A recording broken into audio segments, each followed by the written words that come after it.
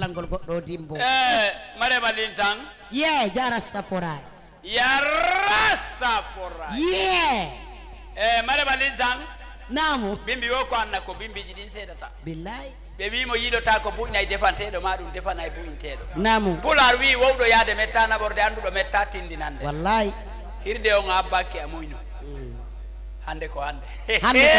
anani sosore de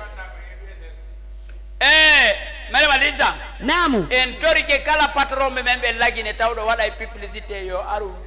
West Africa TV o tintida directeur on Bakayoko kambel be holla mo ko honno makiti o marsirta ka a andi kodo no ndara yinno tobe kodo ben kodo no andi mare balinza na banna nyaaki sinati e dungere iya wonay ton di yaltata iya ayna ko addete ko ndi adda ko gollirte ko ko duwadi gonga beya hondo juri du jillaka ndiyang ko pikiru andi pikiru onon artiste be ko be journaliste be di radio ji wala ko hombe non woni docteur be waawu be pikude ko kambe menaja ben ko hombe kay wawata arde ndara si tayle kiki nafi nawnu don ko menen journaliste en salmini jambaylo kante kala ka o wontiri namu zaiso anniversaire a jambaylo si Allah taala on jabi 6 février enen e makko hara yiden ka terminé way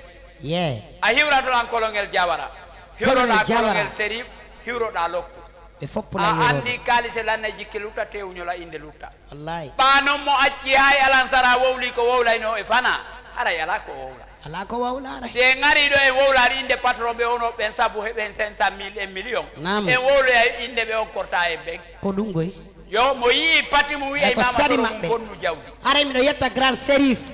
bon la yetta colonel Jawara barkina da jom barke mu jibbo wo galle baba goddo mo galle baba mu dimbetake en salmini jiumbat bakay ko noddilando o wi yo mi holle an kala e won ben ka salga o weltani ke o haray kay o andini jama lagine on radio mo wadi on do ko fi lagine fo ko fi gine extérieur fo kala hebudo fere darugol do si tawi o yi ko satte bakko do meden tori yafu e so yi ko mo intama ko wurtante men yo wurtu nyan banu adama ko kilo fari sa wadi hore ma ka wonete don be wada ndiyam wuddam be tappa jawa sa wadi hore ma ida andi goddum buri jama be wada ndiyam bubudan fari ndiyam bubudan ko nyobbo walo wiete ko dum de be do libay wala yalo ko do yarete ndari go kukati harano laba